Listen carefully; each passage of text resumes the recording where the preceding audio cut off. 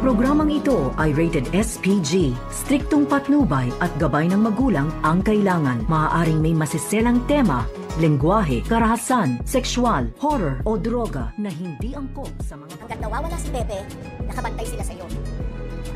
I owe you one, girl. Thank you. Tumawag nga itong si Neresa dito kay Moira at kinamusta nga kung nagtagumpay ba ito sa plano niya iligaw itong sina RJ at itong si Giselle. At dito rin na sinabi ni Neresa kay Moira na hanggat nawawala itong si Don Pepe ay sa kanya mismo nakatutok sina Giselle at RJ.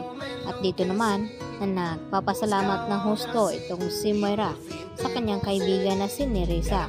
Dahil kung hindi dahil sa sinabi ni Neresa na nakasunod itong sina RJ at Giselle, tiyak na nahuli na ito at natunton kung nasaan itong si Don Pepe. Kaya naman, pinatuwa ng gusto ni Moira ang balita dito ni Neresa na hindi ito nagtagumpay sina Giselle at RJ na mahuli ito.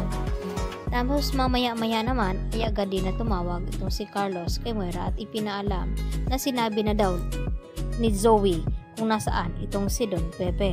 At dito nagalit itong si Moira dahil parang sinuplong na rin ni Zoe ito dito kay Carlos itong si Moira na siya nga ang may pakana na pagkawala ngayon ni Don Pepe. Kaya lalo naman na ikakapahamak ni Moira kung may iba pang nakakaalam na may kinalaman ito sa pagkawala nga dito ni Don Pepe. At dahil tumawag itong si Moira kay Zoe at ipinaalam na hindi na nga daw niya bubuhayin itong si Tanda at kinakailangan ng maglaho. At dito naman na hindi matiis ni Zoe na hindi sabihin dito kay RJ ang buong katotohanan na may alam siya tungkol sa pagkawala dito ni Don Pepe. At ang may kasalanan ay ito ngang si Moira.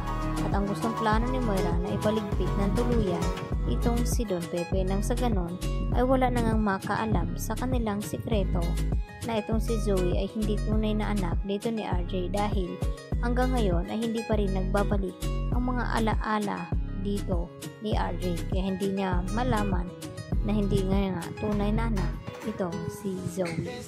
Samantala, agad din na ibinalita ni Annalyn kay Lynette na kinakailangan daw makakuha siya ng matibay na ebidensya dahil hindi lang daw si Moira ang gumawa dito kay Don Pepe. Marahil kasabwat daw itong si Zoe.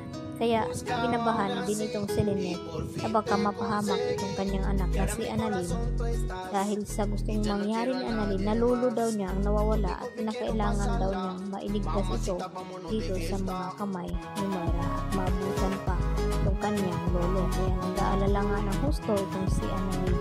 At dahil sa tulong nga dito ni Zoe at sa payo dito ni Carlos upang iligtas dito ni Zoe ang kanyang sarili na hindi madawit sa ginawa dito ni Moira, kaya magpasya ito na sabihin kay RJ na ang nagduko talaga kay Don Pepe ay walang iba kundi ang kanyang ina na si Moira at itinago ito sa malayong lugar.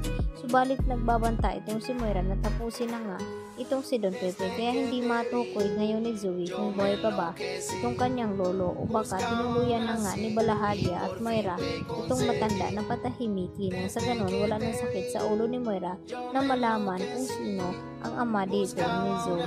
Ganon din naman ang gusto mangyari ni Carlos na kung malaman ng lahat lalo na kay Lynette, tiyak na masisira daw silang lahat dahil sa sekretong ito. Kaya mabigat sa loob ni Zoe at hindi niya kayang mangyari iyon na may mangyaring masama kay Don Pepe. Yan ang ating pagkaabangan maya-maya ng konti mga kapuso. Dito lamang yan sa Awit Kamay na Pamamahay.